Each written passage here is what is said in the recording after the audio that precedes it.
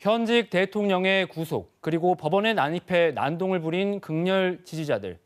연달아 일어난 사상 초유의 사태를 어떻게 바라봐야 할지 주간 정치에서 짚어봅니다. 오늘은 현실 정치의 풍부한 경험을 바탕으로 다양한 이야기를 들려주실 분이죠. 더불어민주당 박용진 전 의원과 함께합니다. 의원님 안녕하십니까? 네, 안녕하십니까? 네, 날짜로는 어제 새벽입니다. 헌정사상 처음으로 현직 대통령이 구속됐는데 네. 먼저 의원님께서 이 장면을 어떻게 보셨는지 궁금합니다. 국민들께서는 많이 착잡하셨을 거라고 생각합니다만 저는 죄 지은 사람은 그 죄를 지은 대로 이렇게 처벌받는 게 맞다고 생각을 하고요. 조금은 좀 담담하게 상황을 지켜봤습니다.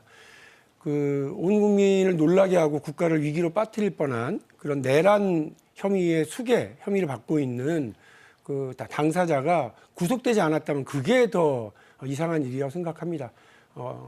정의는 살아있고요. 또 법치는 살아있다 이렇게 생각하고 사필 규정이다 이렇게 보고 있습니다.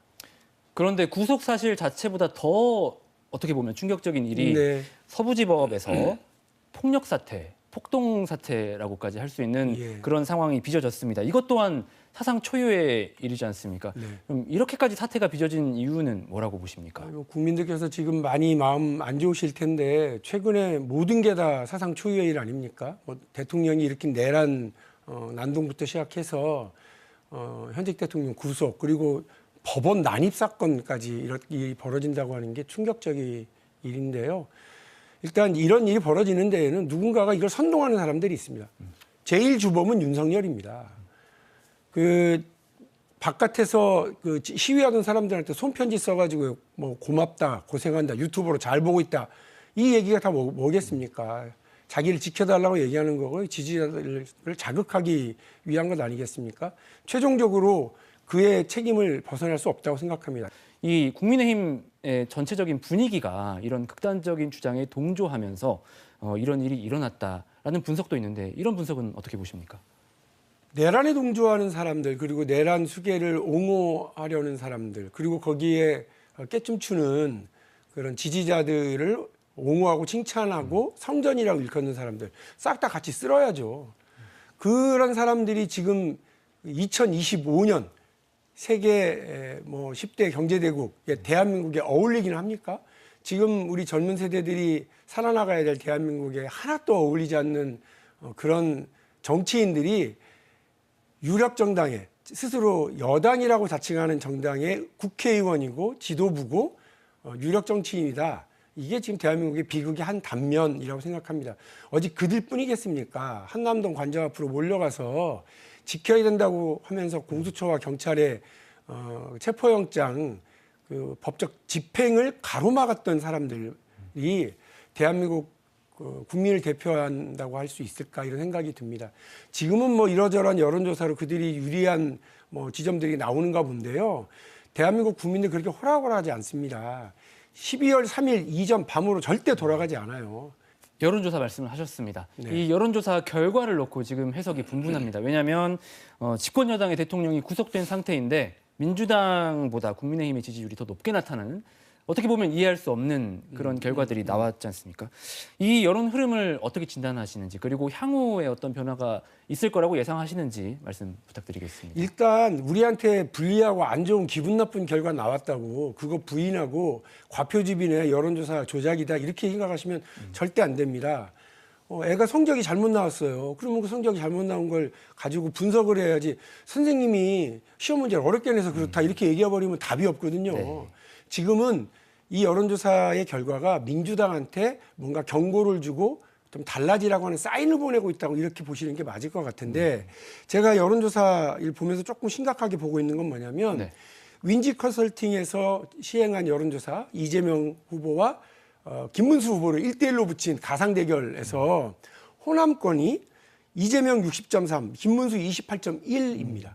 이 얘기는 뭐냐면 제 기억하는 한 호남권에서 최근 대통령 선거와 관련된 여론조사에서조차 30% 가까이를 받아본 적이 없어요. 보수 후보가. 근데 지금 이런 일이 벌어지고 있는데 이게 튄 여론조사냐. 오늘 발표된 리얼미터 여론조사에서도 호남권이 정권 연장, 다시 말해서 국민의힘이 됐으면 좋겠다고 생각하는 분들이 34.9%나 되었고 또 민주당의 호남권 지지율은 6.3%가 하락한 54.6, 국민의힘은 9.5%가 대폭 오른 27.4%까지 나왔습니다. 심상치 않은 거예요. 인용하신 여론조사 결과는 중앙선관위 여론조사심의위원회 홈페이지에서 보실 수 있을 텐데 이런 여론조사 결과의 책임을 말씀하신 대로 민주당에 돌리는 그런 목소리도 나오는 게 뭐 이제 줄탄핵 거론이랄지 또 최근 논란이 된 카톡 검열 이런 것들이 지지율을 떨어뜨린다는 그런 네. 비판이 나오지 않습니까? 이건 어떻게 보십니까? 맞는 말씀이죠. 국민들은 지금 두 가지가 불안하신 거예요. 하나는 지금의 정치 상황 너무 불안하잖아요. 처음 보는 일이니까. 또 하나의 불안은 뭐냐면 내 새끼들이, 내 자식들이, 내 후배들이, 내 후손들이 대한민국이 앞으로 더 못 살게 될 것 같은 느낌인 거예요. 그러니까 지금 민주당은 지금의 정치 상황에서는 국민들이 안심할 수 있도록 앞으로 대한민국은 국민들이 불안하지 않도록 안정될 수 있도록 안심과 안정을 책임지는 두 날개로 민주당이 책임정당의 모습을 보여줘야 된다고 저는 봅니다. 자꾸 힘 자랑하려고 그러고 또 이 상황에서 더 막 강하게 세게 나가려고 그러고 말을 또 독하게 하려고 그러고 이럴 필요 없다. 네, 반면 국민의힘은 이재명 대표 재판 문제를 재차 강조하고 있습니다.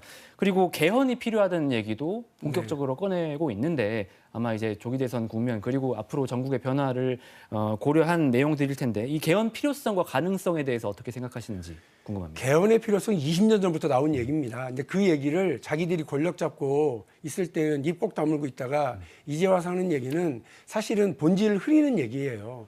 물론 지금의 이런 잘못은 시스템의 문제도 있지만 사람의 잘못도 있습니다. 근데 지금 시스템의 문제를 지적을 하면 사람 문제가 약간 감춰질 것을 기대하고 하는 얘기니까 그 의도가 아주 불순하죠. 조기 대선에서 모든 정치 세력과 후보자들이 어떻게 개헌을 할 건지 그리고 자신이 말뿐만이 아니라 실제로 개헌을 통해서 권력 구조를 분산시키고 새로운 정치 체제를 만들어내겠다고 하는 분명한 그 청사진을 보여주어야 됩니다. 네, 탄핵 심판과 수사가 가속화되고 있고 또 앞으로의 변수도 많은 만큼 전국 흐름을 잘 지켜봐야 되겠습니다. 지금까지 박용진 전 의원과 함께했습니다. 의원님 오늘 말씀 감사합니다. 네, 고맙습니다.